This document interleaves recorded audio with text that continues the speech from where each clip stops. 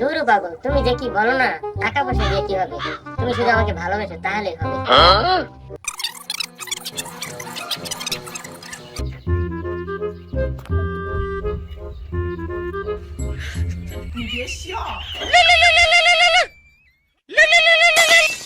Hello, টাকার কথা আমার জিজ্ঞাসা করছি।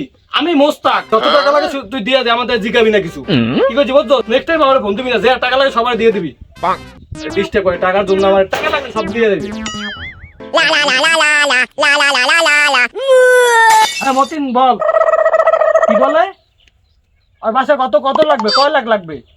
আমার দ্বারা জিজ্ঞাসা করছে, এই কয় লাখ টাকা লাগে তুই ওরে দিয়ে দিবি, আর বাসা আমার দরকার।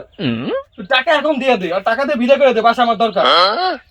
সরু আমার ফোন দেয়, খালি টাকা পয়সা দেওয়া লাগবে আর নেবে, খালি ফোন দিতে থাকে। তো আইসি রেস্ট নেবো এই জায়গায়, নিরিবিলি জায়গা, খালি ফোন দিতে আছে। হ্যাঁ বাস, কি বাসা বাসা দেবে না 10 লাখে? কয় কোটি টাকা লাগবে বাসার জন্য? কয় কোটি টাকা লাগবে? তুই দিয়ে দে, আমার ফোন থেকে টাকা তোকে দিয়েছি না আমি? তো আইসি এক জায়গায় নিরিবিলি তুই ঘুরবো, তোরা আমাকে খালি পেয়ে দে, টাকা দেওয়া লাগে সব দিয়ে বাসা সব ল। আমার আর ফোন দিবি না, টাকা দেওয়া লাগে ল, ডিস্টার্ব করবি না আমার আর। খালি ডিস্টার্ব করে, টাকা পয়সা সবাইকে দিয়েছি, তোরা নে, যে যা লাগে ভাঙ। টাকা কি কম আছে আমার? আমার কোটি কোটি টাকা আছে।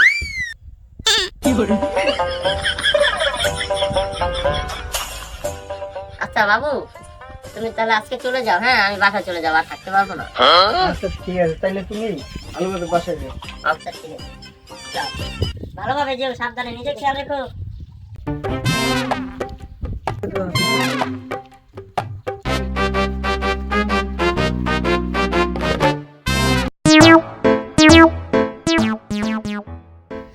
দাদা, আচ্ছা তুমি আমাকে দাদা বলতে আছো কেন?